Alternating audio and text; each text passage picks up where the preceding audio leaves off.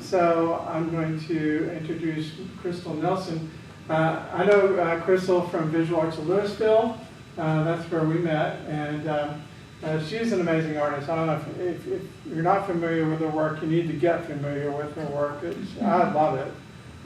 She does a lot of assemblage art and does it in a way that, I don't know, I think it's pretty unique. And if I had more money, I'd buy it.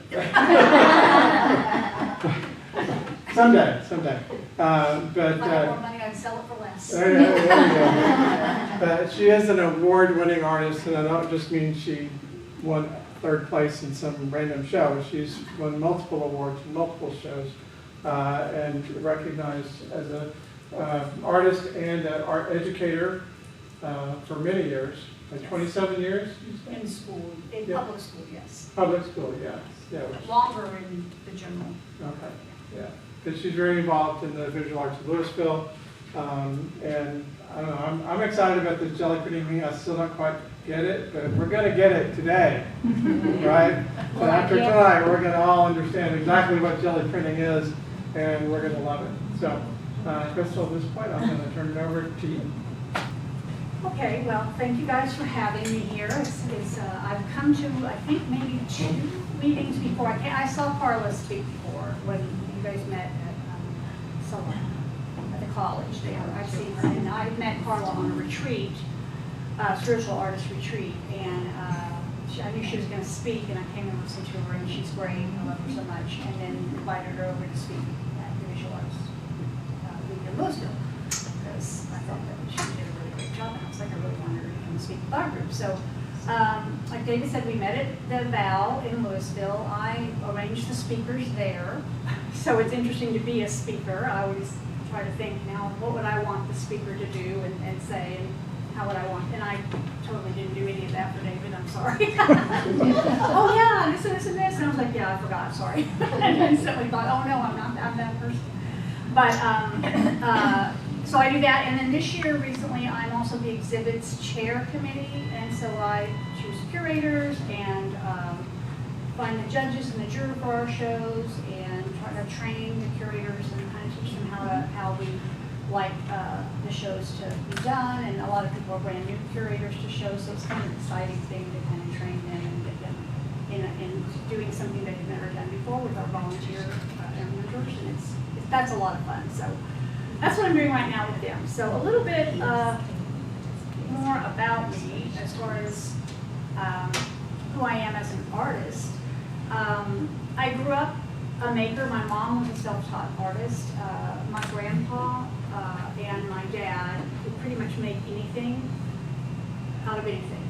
And so a lot of the house would be, oh, I want that, Mom. Oh, we can make that. Oh, I want that, Mom. We can make that. Whether it was sewing or food or out of wood, woodworking or crafting or what, oh, we can make that. Did we make that? No, we did not. Some of it we did, but yeah, like my grandpa built his own house. He was not an architect. I don't even know how far he even went in school. I don't believe it was very far. But just very creative people in my family, and we did make. There was a lot of making happening in the house. So my mom would lay out art supplies at the house, and my sister and I would just sit down and do. We were allowed to just do and play and figure it out. And so that my love of art was, I say, in the womb. Pretty much came out and grabbed a pencil and started messing around, was basically what we were doing. Never really thought, oh, I'm making art. I just thought that's what everybody did, and found out later that not everybody did that. So I went to school for art. Of course, I told my mom I'm going to be an artist, and she said, that's crazy, you should learn how to type. And I said, well, I'm not going to do a girl job. That's what I told my mom. I'm not going to do a girl job. I don't need to know how to type. And so I think I typed 35 words a minute as a senior, and was like, ooh. And she was like, you're never going to get a job. You can't type. And so I was like, okay. So I went to school for art, and became a graphic designer for about 12 minutes. And then went back to school. Realized that's not what I wanted to do. Went back to school and majored in printmaking, minored in painting, and was like, during that time, pregnant with my second child, knew I was going to most likely have more children, and realized, oh, I don't have insurance, I'm an artist. Okay, so I became a teacher. And I did not go to school for teaching in the least bit. As I said, I went to school for art, and I went in kind of the back door to teach, and got an alternative certification in special education, and then very quickly slid over to art. I loved special education way more than I thought I was going to. I thought that was just my little bridge to being an art teacher, and I was there for almost 10 years as a special education teacher, and really involved a lot of art in my teaching with those kiddos, and had a blast doing it. Had an opportunity to be an art teacher at my school. I taught in El Paso for a couple of years, and then we moved up here and taught in the colony for most of my career. For 24 years, I taught in the colony at the same school. And so I knew the art teacher was leaving, talked to my principal, got that job, and was just there until I retired 3 years ago. Dearly loved it. Had a blast doing it, and left before I didn't have a blast doing it. That was my plan, to go, okay, I'm starting to feel like this is not, I don't want to do this forever. And my mom would have rolled over in her grave. She would definitely roll over in her grave, because you're just getting a job and you're there. That's what you're doing. That's what you're doing. And my kids kind of encouraged me to retire. They were like, Mom, just retire. You can get another job. You can do other things. And I'm like, can't I? Are you sure? Anyway, I retired. It was great. And so I have been making art forever. Made art when I was raising my kids, made art while I was teaching school and all of those things. But you know, that's life. Life is busy. You're not doing it full time. I was teaching full time and raising kids full time and doing all that. Still had my finger in the pie, so to speak, still kind of messing around. My mom being an artist, she did a lot of art fairs, and so I would always try to sneak in art in her booth. She'd be like, oh, I'm going to go here, I'm going to go to Phoenix, I'm going to do this, I'm going to go to Albuquerque. They lived in El Paso for many, many years. My dad was in the military, and so they retired there, and so I would be like, can I get some paintings in your booth? Can I get some? And that's kind of how I was doing it on the side, in a way. And as my boys got older and leaving the house, of course, much more time on my hands, and I realized I really need to get back into this, doing this much more full time. And then all of a sudden, my teaching, I was at school less and less. Then I was doing art more and more, and that's when I knew I need to retire and just do this all the time. This is what I want to do, and this is what I should be doing, and so that's kind of what happened there. So a little bit about the evolution. This piece actually did win an award recently in the Strictly Abstract show, and it just got in the 175 show in Past in Denton, so I'm super excited about that. It's been a minute since I've been in that show. So that's fun. So I'm not going way back in my artwork, just a little bit, maybe 15 years. I have always painted, when I've painted, fairly whimsically. You can tell what things are, but there's no real realism happening there. I'm not interested in realism in my brain. I don't want to insult anyone. In my brain, that's why you take photographs. That's why I take photographs. And they may inspire me to paint something and do something, but I'm not really necessarily interested in replicating things that I see in a photograph. That's just not where my love lies. My love lies with that process. And being a printmaker in school, there's a lot of process going on in printmaking. There's a lot of love. You've got to love the mistakes, because there's mistakes and accidents happening all the time.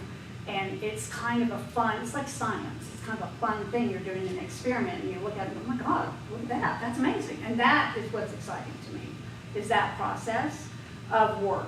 So a while back I had taken a class on some negative painting, and I started painting like what you see up here. And the paintings would start with inks, acrylic inks, and some alcohol, rubbing alcohol dripped into them. You can do that with alcohol ink. I didn't even know alcohol ink existed at that time.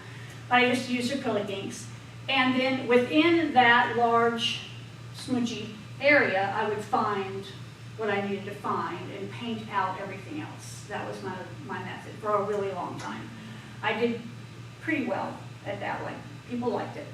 And then I did that for a long time until I started feeling like it was just a formula. And it was like, I'm just doing this, I'm still doing this. People are buying them, that's great, that's fine. But is that why I'm painting? Should I be doing this because people, that's great, it really is great, don't get me wrong. But it was not fulfilling, it wasn't doing anything for me anymore. So I back to education, took a 12-week course online in 2020 called Creative Visionary Program, CVP, and that was the year of COVID, we know. I had my mom staying with me, she had Alzheimer's. We were teaching from home. Believe me, we were not teaching from home. We were doing something from home, but I don't believe it was teaching, but we were doing what we were doing from home. And that was, I just thought, you know what?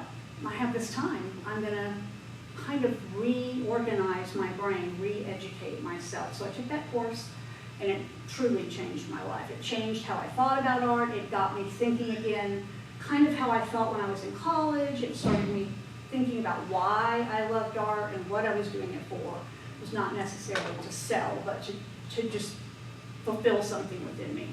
And if it sells, it sells. That's fabulous. But I feel if you are authentic to yourself and doing what you truly, truly love, someone else will connect to that. And that's my truth. Then I'm sticking to it. But so that's a little bit about my past self. And then, as David said, I do some assemblage work. And for many years when I was raising my kids, I did a lot of assemblage work, the stuff more towards the right over there.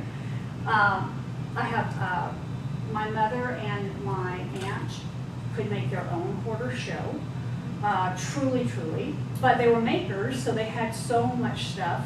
And I started really going, oh, I like this, and I like this, and I like this. So I would be collecting as well. And I started thinking, there's no need for me to just have this stuff. What's it doing here in my house? It's just here.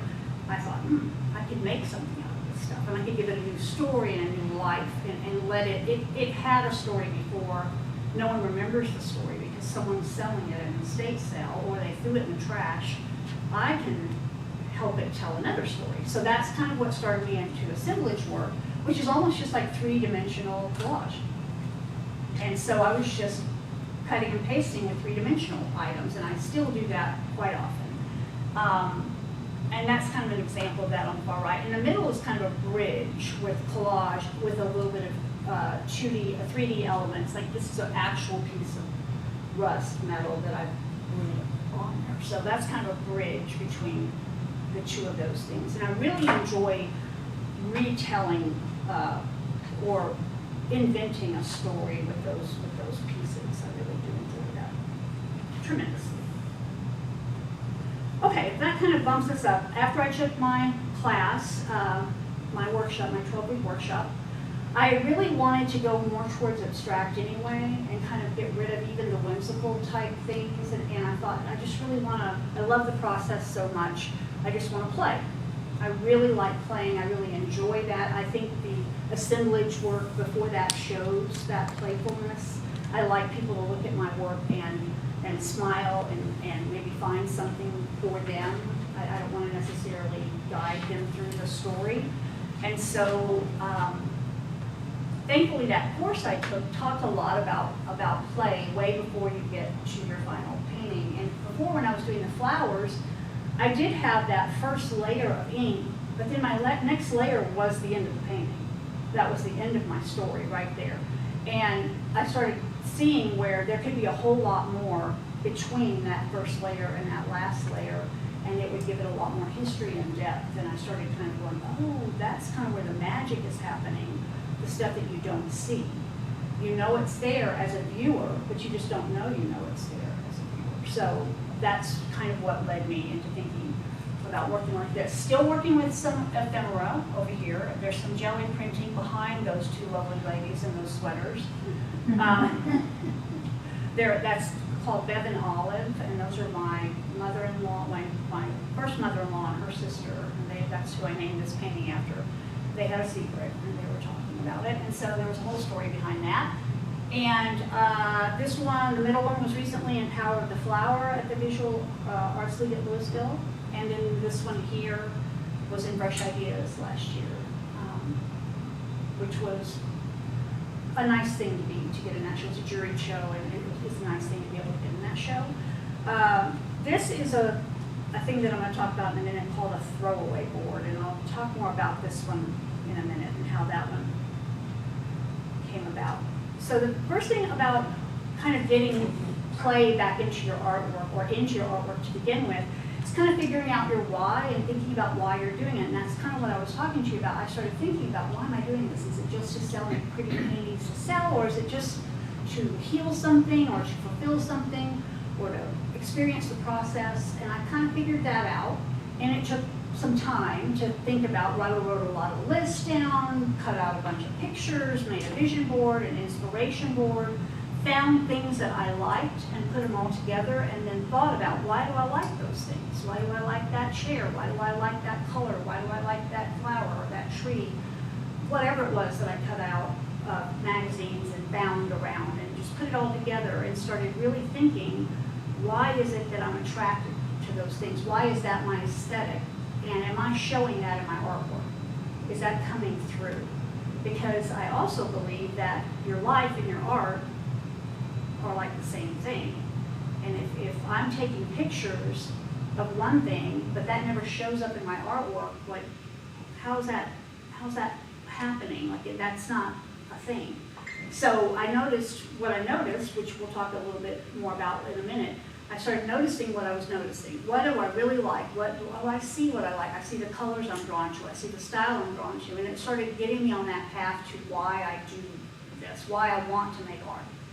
And the notice what you notice thing, I started seeing what was in my camera roll. I started scrolling through going, oh, I'm taking pictures of this all the time. Like, I've got 900 pictures of a cactus. Or, the desert. I truly love the desert. It's my favorite landscape. And so why is that not showing up? Not that I need to paint the desert, but what about that am I attracted to? And it was the texture. And I dearly love texture in art. So I started thinking about those principles of art and those elements of art, and texture was higher for me than color. And so I think the texture of the desert was what was appealing to me. Again, not that I need to paint the desert, but why was I noticing that? Why was I looking at that? Why was I forever taking pictures? Why do I go to Big Bend every year? Why? Well, it's that there was something about that texture. So that started me blending the life that I was leading and the art that I was doing together. So creating a practice, I think, is super important. Going into your studio, whether it's your kitchen table or you actually have a studio, if you do, lucky you, 20 minutes a day. Just even if you go in there, walk around, pick up, it's going to do something in your brain. It's a creative situation. You could go in there and touch up a painting you started yesterday, 20 minutes and walk away. It just keeps you creating, because creativity begets creativity. There's just no way you can be creative in a vacuum. Sitting and waiting for that inspiration is just not a thing. If you're doing, even if you're just picking up and cleaning and looking at stuff you did yesterday, that's really going to get you, and all of a sudden maybe 20 minutes leads to 40 minutes if you have it. And all of a sudden you're back into your painting again, doing some crazy things that you didn't think you were going to do yesterday. So I feel like a practice helps, even if it's just a 10 to 20 minutes every day walking in there. I am not a person who can sit for 5 hours and paint 5 hours straight. That would hurt my brain. I would die from that, I think. I can't. I don't have that attention span. Even if I have the time, it's too much thinking for me to sit and do that for 5 hours in a row. So me popping in 20 minutes and maybe it leads to an hour is a lot more productive than me going in there going, well, I'm working for 8 hours today. That's not going to happen. I'll be vacuuming before I'll be working. That sounds ridiculous, but I will find a way to leave that room to do anything because it's just too taxing on my brain. So if I start going, you can do that for 20 minutes, I get a lot more done than if I go, I'm committing the whole day to painting. That's just how I work. Another really good thing that I found is working in multiples really works for me too, and that brings some play back into my work because it keeps me from just sitting in front of the one painting and going, I can't make this work.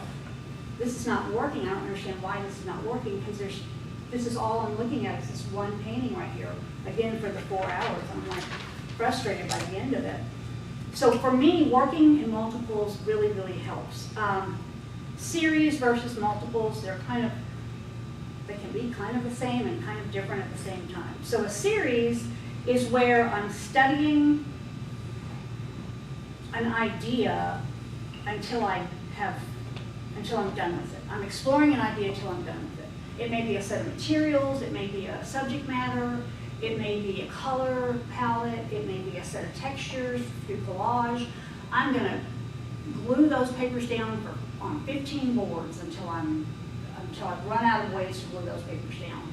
And that's more like a series, because I'm working out those ideas as I go, versus working on multiples. And I'm going to show you examples. I'm going to pass around some artwork to show you some examples, because I sometimes think it's better just to kind of see it in person than it is to see it up here.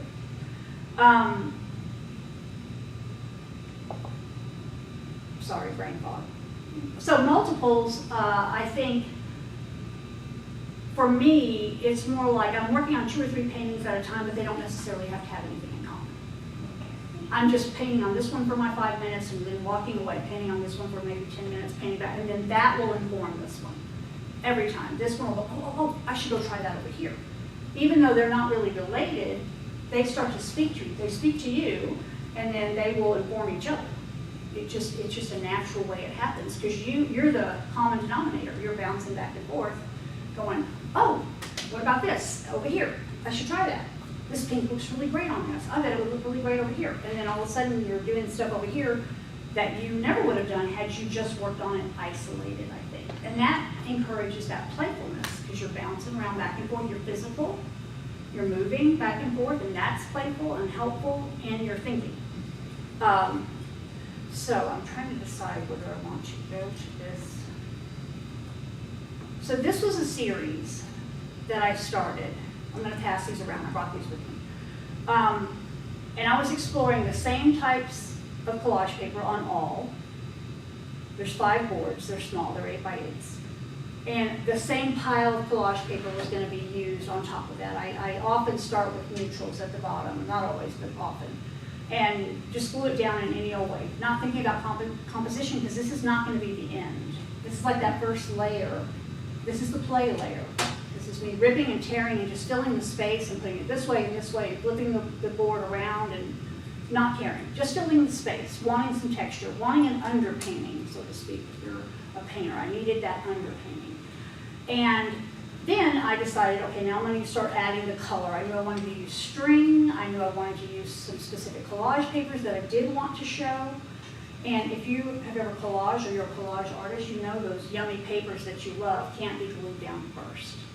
You need to wait on those. So I'm going to be gluing a couple layers before I get to the best papers. So those I'm kind of holding off to the side. If some of this shows through later, great. If it doesn't, also great. Because sometimes your underpainting doesn't always show through. Sometimes you paint over things and you're like, oh, I really love that. And you paint over it, but the whole painting works even better once you painted over the parts you loved. You were brave enough to do it, and sometimes better things happen because you were brave enough to just cover what you loved. So that happens too. Okay, this is where the video thing is going to happen. So those 5 boards, oops, I think I've opened it 7 times now. It's just kind of showing. It's very short, so is that going to go full screen? You can kind of see on a little time lapse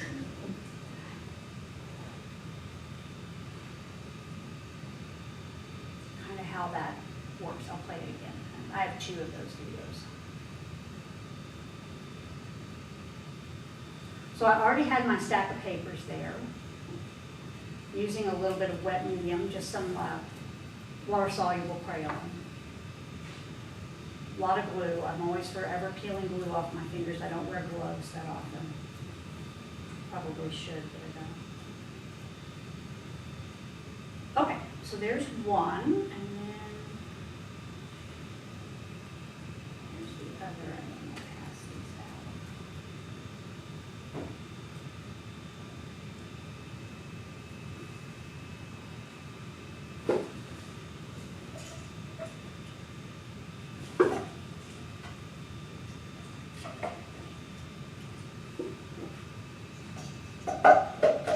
I work on board more than I do on canvas because I really like the way it doesn't give. I can be really rough. I don't use nice brushes. And I like the way it doesn't. Canvas gives a little bit. And I do work on canvas, but not all the time. You can touch these or whatever. They've been waxed on them. They're fine. You can touch them. You can look at them, whatever. Just look at them and pass them along. They're pretty tough. Yes, ma'am. What kind of glue do you use?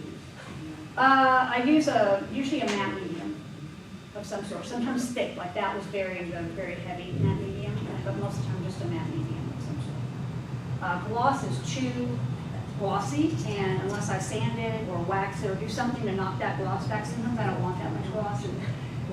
Matte medium is easier for me to wipe away and keep it all matte as much as possible. Yes, ma'am. So you don't have any kind of particular picture or anything in mind, you're just going That's for the with it. place. I'm just playing until I'm like, Because it's beautiful. because I know what I like, because remember I talked about that vision board and that inspiration board, and those are just hanging in my studio all the time.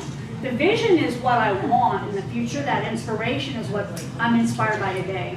It has all kinds of nature tape to it, it has just paper that I found on the floor in Austin, and outside a bar I walked by, oh, this is cool, I'm gonna tack that up there. And then I just look at that all the time.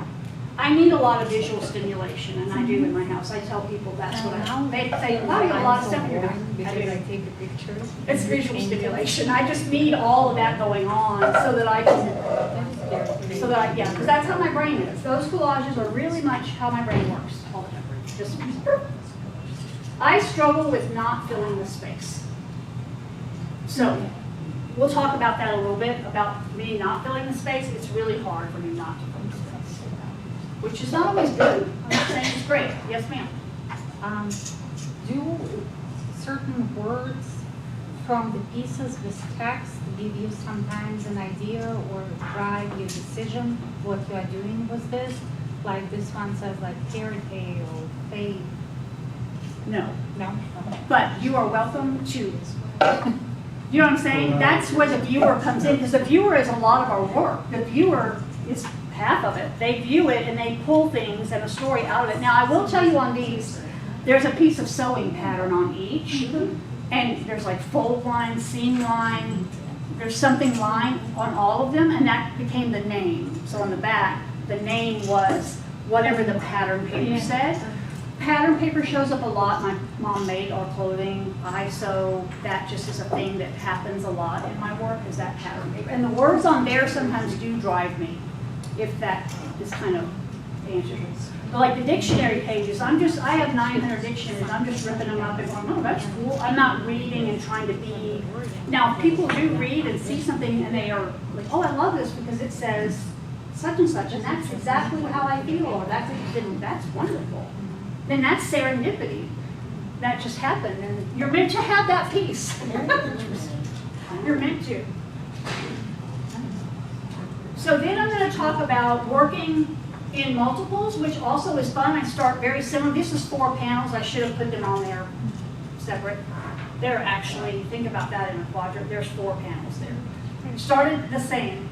They kind of look like they're going to be a series, but I promise you they're not. Started that way.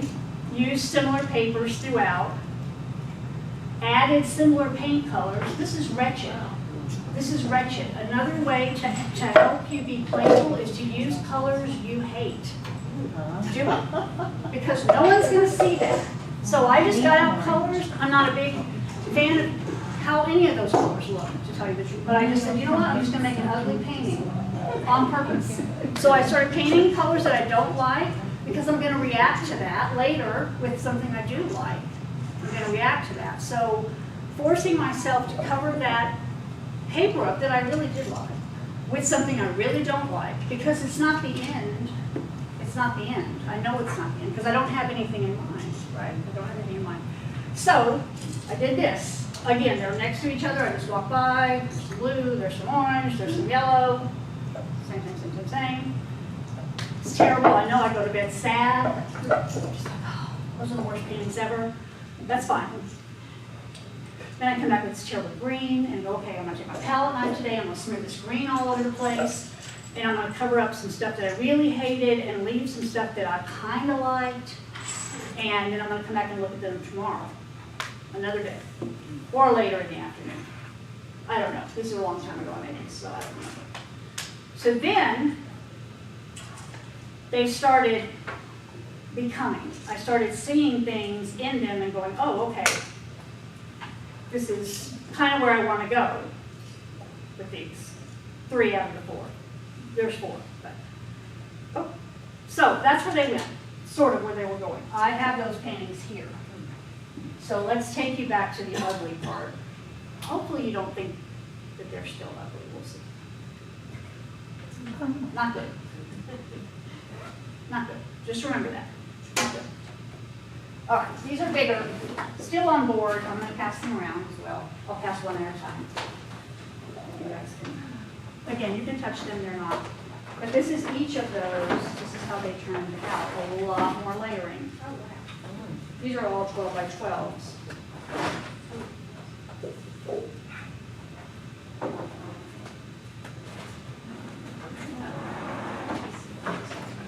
Why do you put glass on some?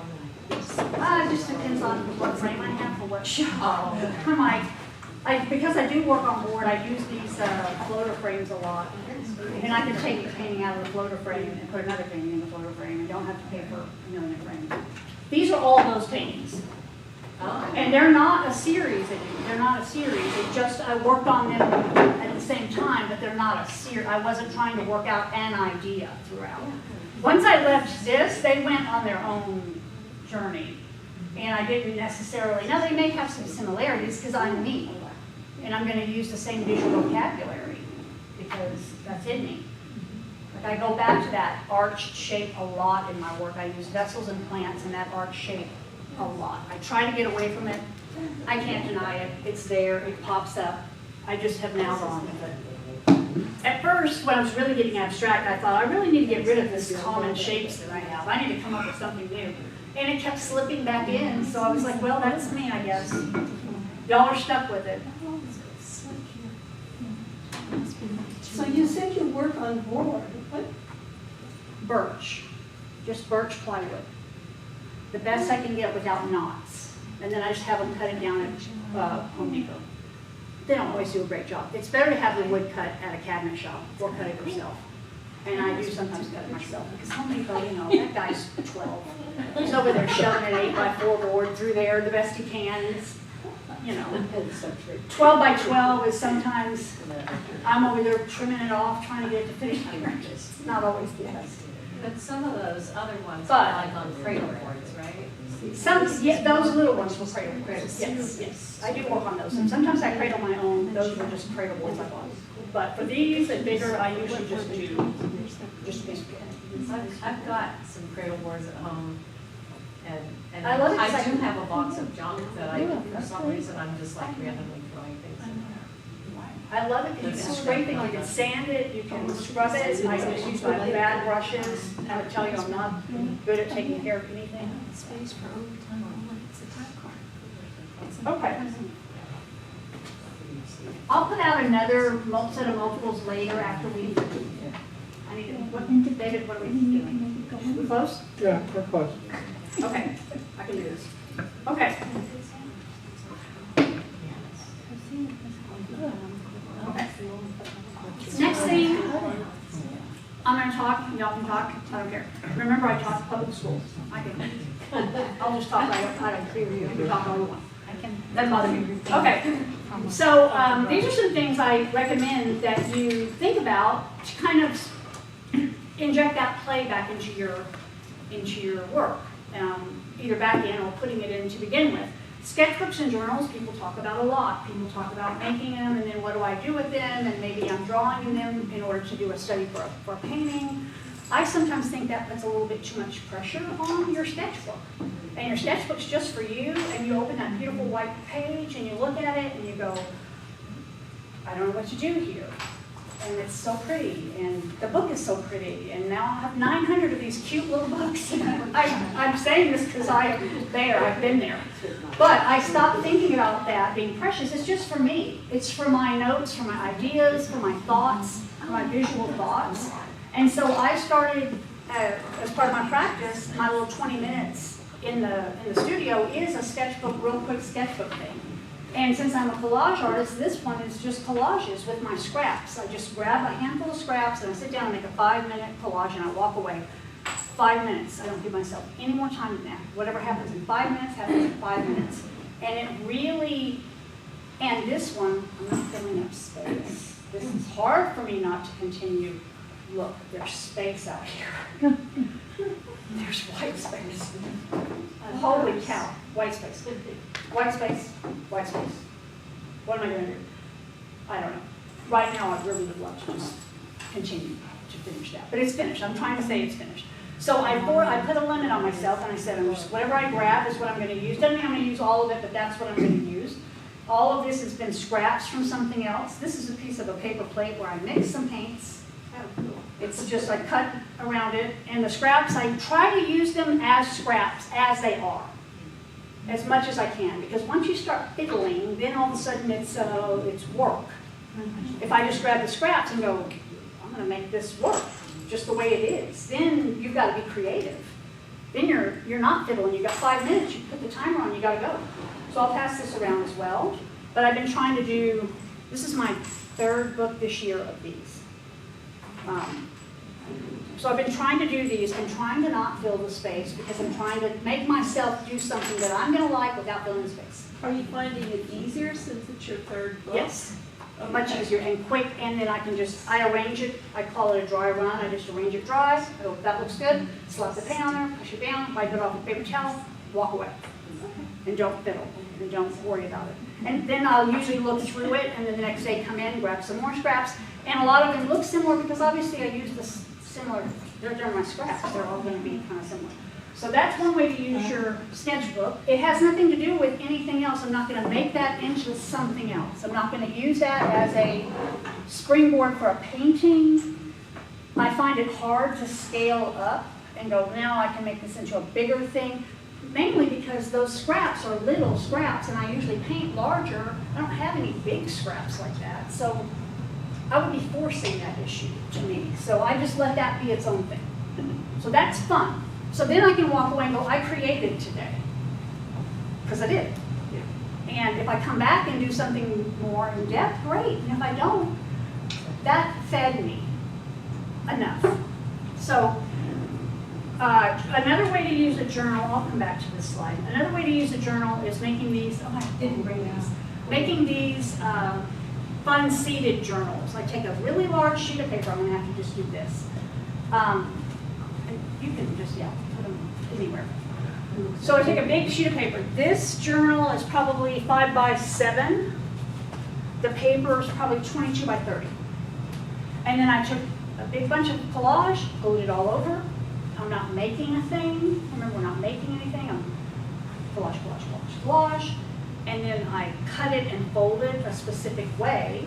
And when I do that, the collage papers show up randomly on each of the pages, unbeknownst to me. I had no idea where they were. They might show up together. They might not show up together. That has seeded the journal. I have seeded it with those collage. Could you explain that again? Okay, big sheet of paper, and you're taking the collage bits and just slapping them down. And then you fold. Randomly, yes, and then there's a specific way to cut and fold it. It becomes an accordion book. But the collage papers end up wherever they end up. And you just, it's like a gamble. You're rolling the dice. Then I go back in and draw and paint and add things because my paper is no longer white. So that's the key. It's put something on there and I'm like, great, it's already been disrupted. Now I can do whatever I want to do and play in this book. So this book has totally become, each spread, each 2-page spread can be its own composition, if you want to work that way, or just half of it could be a composition and half of it could be another composition. I do the 2 pages. And I just use the same paint throughout. So the whole thing kind of has some. And I just go back and forth, back and forth, back and forth. This one, I had a piece of paper that had some asemic writing and drawing on it, just kind of some scribble. And I just cut it into the book and left it, didn't redraw into it or anything, but it became a little fun part. I wish I would have brought them. I do teach a class on this. It's pretty quick and easy, but it's a lot of fun. You can seed your journal with splattering paint. You can seed your journal with anything. I happen to be a collage person, so I seed it with collage. But you could just draw some crazy drawing, and once you cut it and fold it, that drawing is no longer what it was before, so each page has a start. It just gives you a start. Okay, so, oh, back up here. Another way I use sketchbooks is the last thing. I do a sketchbook on color mixing, where this is where I get real technical. I'm not usually this way, but this kind of feeds a little bit of that part of me. 2 colors and black and white. And my black is always Payne's gray. It's not ever black. 2 colors, and I write down the brand and the color. Because you have a lot of brands of paint. I'm sure you probably don't use just one brand of paint. So the brand and the color. And then I mix them together, then I mix them together with black and white. Then I could have 2 pages with just these 2 colors. And then sometimes, which I did with this one, I'll make a painting while I'm doing it. I'll test the colors on this, so I tested them. As I made each color, I just did this on this. It's a throwaway board is what it is. It's where I put my extra paint. So when I was done mixing, I just threw it away on this canvas.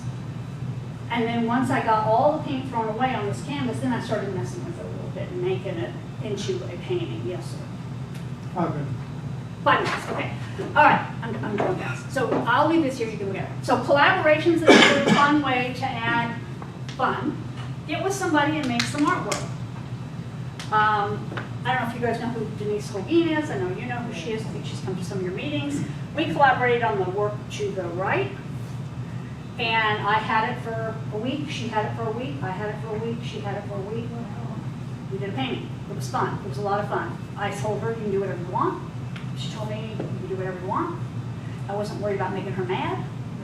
She wasn't worried about making me mad. I just did what we wanted, and it turned out lovely, and we got on a show. Same show, I worked with another lady named Catherine Baronet. These 2 paintings really were pretty large for me, 28 by 28. We had the paintings. She lives in Dallas, I live in Denton. We would meet, have lunch, give her the painting, back and forth, great fun.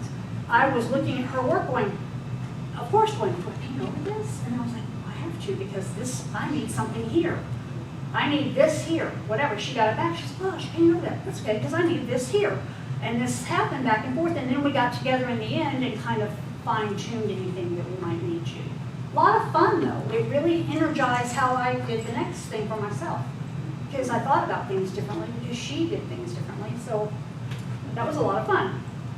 Another way is to do an online challenge. I do these a lot. I did Februarage last year, and I brought some samples with me. I'll lay them out. It's a word a day. I sat down and did a collage in response to the word. I started this one this year, not finished. I didn't bring anything from this one. This is a little carved December. This is where I just carve a little stamp.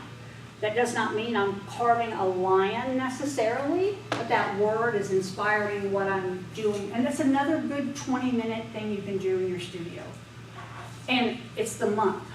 And it was really hard for me to do it every day. So sometimes I would have to come in and do 2 or 3 days ahead of time because I knew I was not going to be in the studio for a minute because I was on a trip. Sometimes I would get back from the trip and have to back. But either way, I finished it, and I felt really great about that. And I kind of limited myself on how I did the Februarage, but I had a lot of fun with it, and I did it this year, and I'll lay those out during the breaks.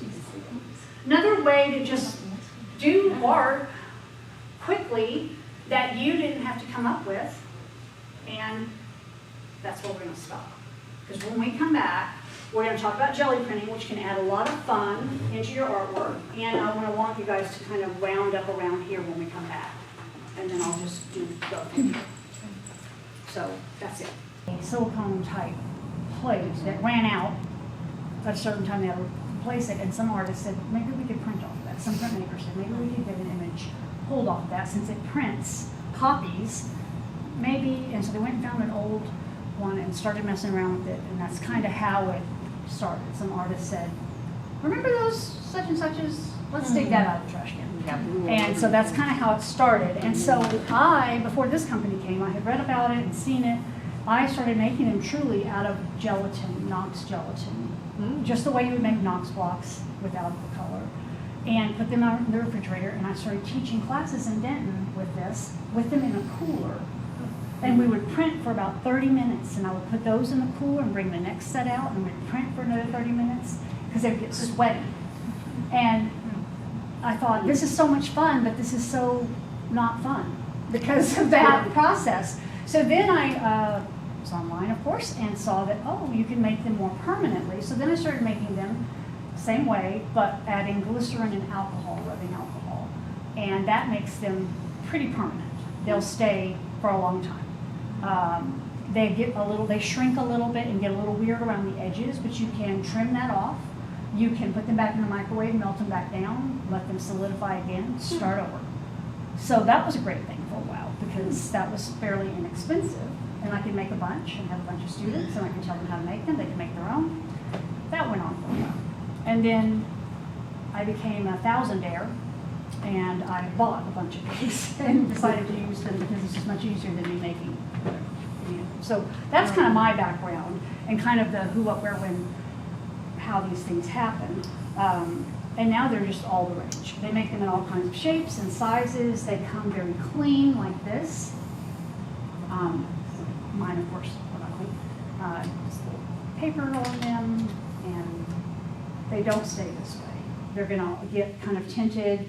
They're gonna look kind of yellowy, kind of yellowish, because the acrylic paint just kind of stains, and you're never gonna get back to this. If this is what you need to be, this might not be for you. This is just not one of those things. You have to kind of come out of your brain, your perfection brain, come into the messy brain, if you can do that.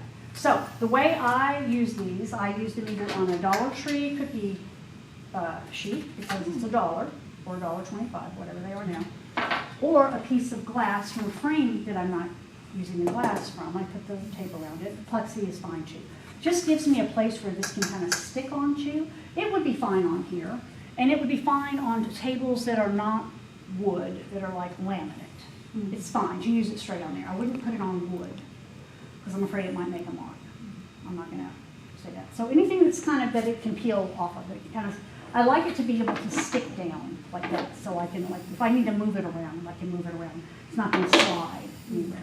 So that's why I use these types of things. And I store it like this. Like I can store this here, and another plate on here, and then I can do this, and stack them, whatever. I can store them like that. So that works out for me. So as you can see, I am not a neat and clean person. I've left the residue from the last time I printed on here on purpose because I like texture. We talked about this earlier. I love texture, and I want this to show up later in a print. I don't want it to be clean and perfect. So we're going to talk a little bit about what you can print on. So the biggest expense in this is really just the Gelli plate. If you buy one outright, I think they might be, this size might be about $30. When I give the class, I will have some for sale. These will not be $30 because I buy them in bulk, so they'll be less than that. I'll just charge you what I pay for them. If you want to buy a new one, that's how that works for me. If you already have one, bring it with you if you take the class, because that's great too. But I also have a ton that we can use that aren't going to look this good. They'll look kind of dirty, but not that dirty. So if you wanted to come take the class and give it a try and not buy a plate at all, just to see how it works, at least you did it for no cost. Everything else that you use is very, very low cost. If you're a painter, if you use acrylics, you already have those. If you have copy paper, you're good. That's it. You're done. You can use a brayer to get your paint on there. That's the easiest way to get it on there. So maybe that's an expense. Some of you probably already have one. Copy paper works the best. You can use craft paint. People have used that. It is not the best because it's not very saturated color-wise. It works, but it just kind of works. It doesn't do every technique. If we were going to do a transfer from a magazine, which I'm not going to do tonight, but I will teach in the class, or from a copy, like a laser print copy, it won't pull that print. It won't pull that ink off. So because that paint is not, it doesn't have the right viscosity, it's just not the right thickness. I guess that's the word. It's not the right viscosity. It will print color, but then it's not going to help you pull any images off. So other things I print on, old art history books, which I now know everything in them, so I just happen to have a ton of art history books. I like that sometimes things show through. I'm not a big person. I don't like the white to show through. That doesn't make me too happy. You can use just about anything to make texture, so I've used botanicals, I use a lot of plants.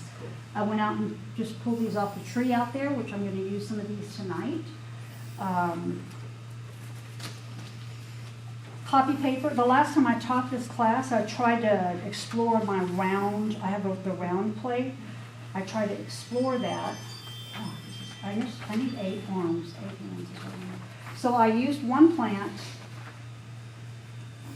several times, and I just kept exploring that one plant several ways because I just wanted to see what I could do with it.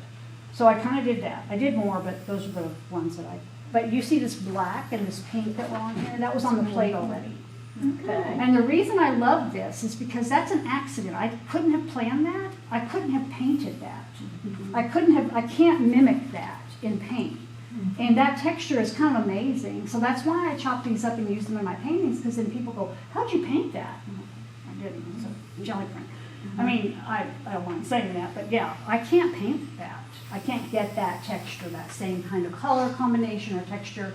And again, printmaking, that was my studio major. I love that process of, oh, I didn't mean for that to happen, because it's always kind of great when that happens, whatever that is. And so as you can see here, the plant made a silhouette, made a stencil, made a mask. This is called a mask. But also, when I did the ghost print of it, I got the details of the back. I'll show you that right now. You can pass those around. Some more just messing around plants and getting. I always have a lot more luck on the second ghost print than I do on the first print. We'll talk about that. Amazon paper coming into your home every day in your packages. It makes lovely collage paper because it's so thin, but it also is nice to print on because it's not white. And I'm a fan of not white. This is not bubble wrap, but it could be. It's a pool cover, so it won't pop. I had a parent come into my classroom one time and said, would you like our pool cover? I said, why not? Why wouldn't I want your pool cover?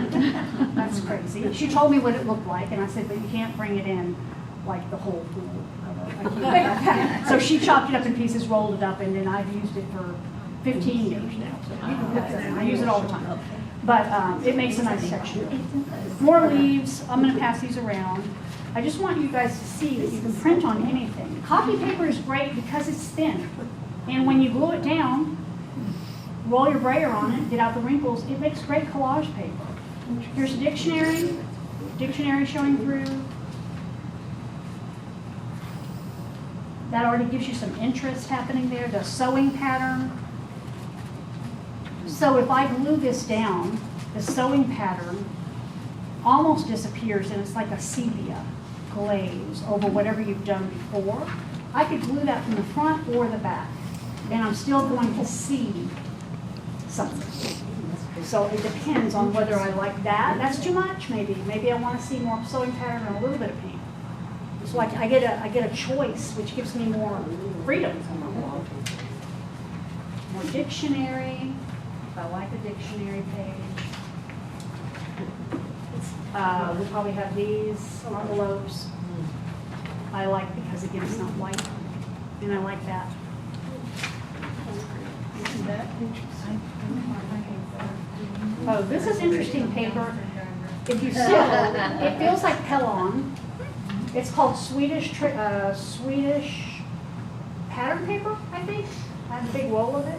When you collage that on, this part of the paper that's still white disappears, goes away. You don't see it. You just see the painted part. The gel medium will just take it. Just dissolves it. Yeah, it just makes it transparent. Oh, Or translucent. Whichever It's like word. stronger tissue. It's like strong tissue paper. Yes, very strong tissue paper. I also recently have been doing a lot of printing and painting on trying to be sustainable. I'm going to enter a piece in this next show, the abandoned show, done on trash. It's abandoned is a theme. It was abandoned in my recycling bin, so I'm using it as collage pieces because otherwise off it goes. So this is what all this is. This will give you an insight on my snacking habits. Try not to bring that. Interesting. But more art history books. So yeah, that's that. Here's a atlas page. You can print on maps, but this is the index of the atlas. Okay. Music paper. That might be a crime to some people. Printing in books is also a crime to some people. Please don't turn me into any authorities. Also, these, everybody has these. The inside of, Oh, yes. I print on these all the time, because again, they have interesting patterns on the inside of them.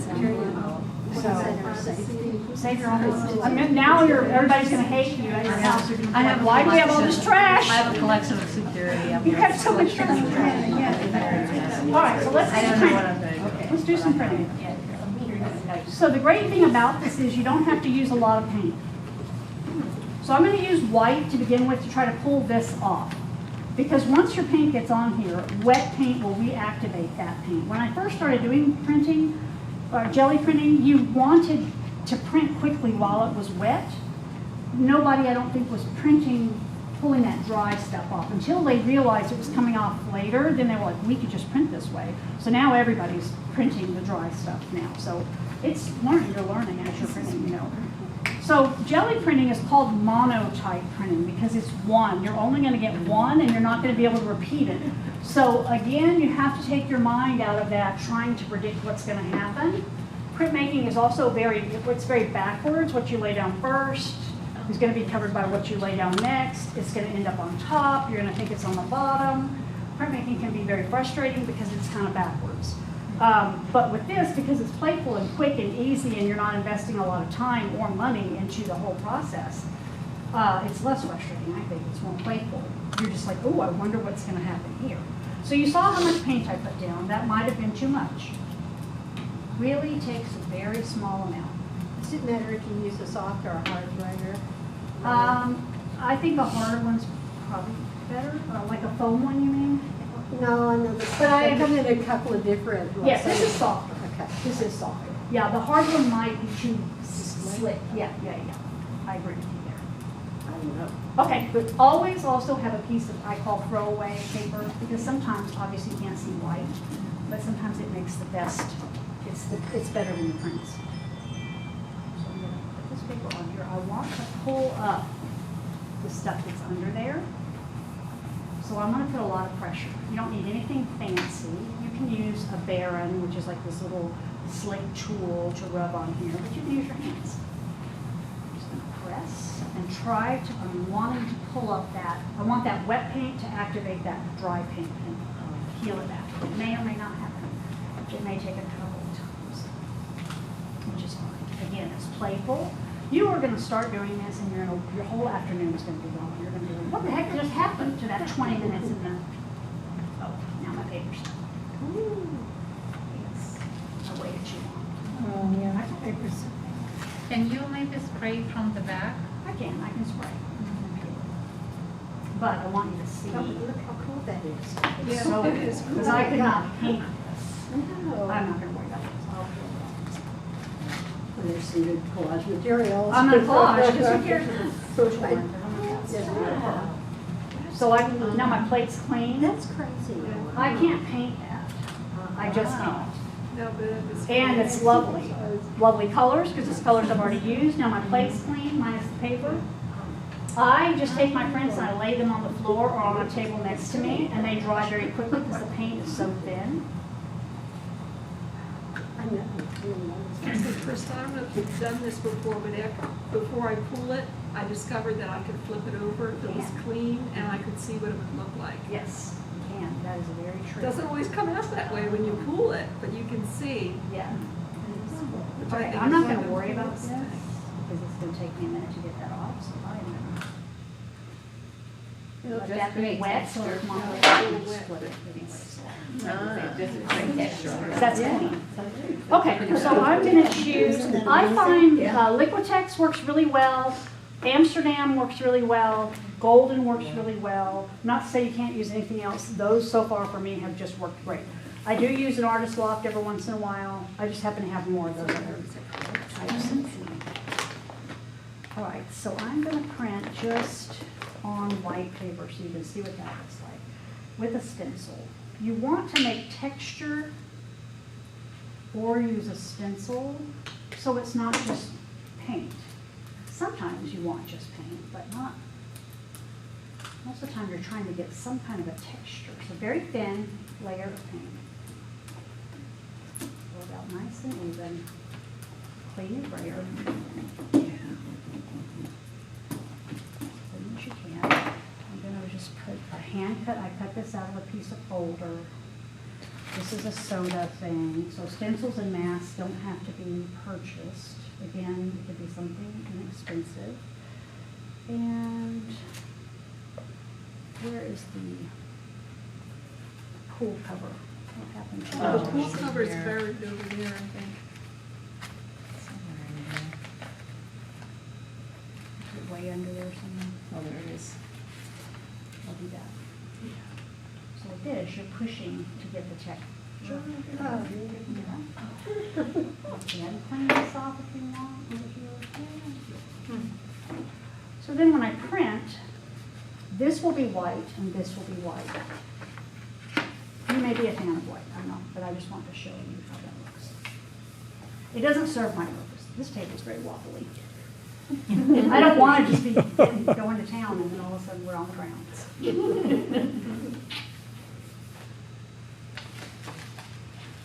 So that's kind of stark. It's there, it's something. It's not anything yet, but it is something. But then when you pick these up, I will then pull a ghost print. And a ghost print is what's left behind. It's always more interesting, in my estimation. This is really good copy paper because it always feels like a chew. Yeah. Firm on there. Should pull pretty quick. Much better texture. Much more interesting. But again, it's on white, so I'm just kind of like, okay, that's kind of okay. So this time, I'm going to put a color down. This green, and I'm just going to print this color. Not much paint. You can use two colors and mix them right on the plate if you want to. I just kind Can of you use want. like cardstock or something that has color You can. on it? Yes, you can. Already have a color on there. Yeah. Yeah, like this brown paper. I'm going to use some other colors. In a second, I just want to show you how this would Can look. you reprint of the paper you just printed on? Yes, you can. And I'm going to. I just want to show you how this looks real quick. So just the color to have something in the background, which just gives you a block of color, nothing special, just color. Now I'm going to print other things on this, and these, and other things. So now we're going to get into the nitty-gritty. I just kind of wanted you to see how this looks. The way I kind of get around this is I'll print over this 2 or 3 more times until finally that white is gone. I could also do like, I think about my color theory and what's going to mix and do. I could use a more transparent color like this. So you know on your paints, there's a square down there that tells you how see-through it is. It's filled in, it's opaque. If it's empty, it's translucent. Now's the time to pay attention to that. So this one's very translucent, so I know I'm going to see this through. If I used white, I wouldn't see this, for the most part. So I can do like a glaze. This is kind of what this will end up being, is like a glaze over this. Very light amount of paint. Like that over this. I could have done another stencil if I wanted to, but I kind of want to knock back that white. And that knocks back that white for me. And now this doesn't bother me nearly as much. And then I can come in here and do some other fun things. So I think I'm going to come back into this with a green and show you what a botanical might look like on here.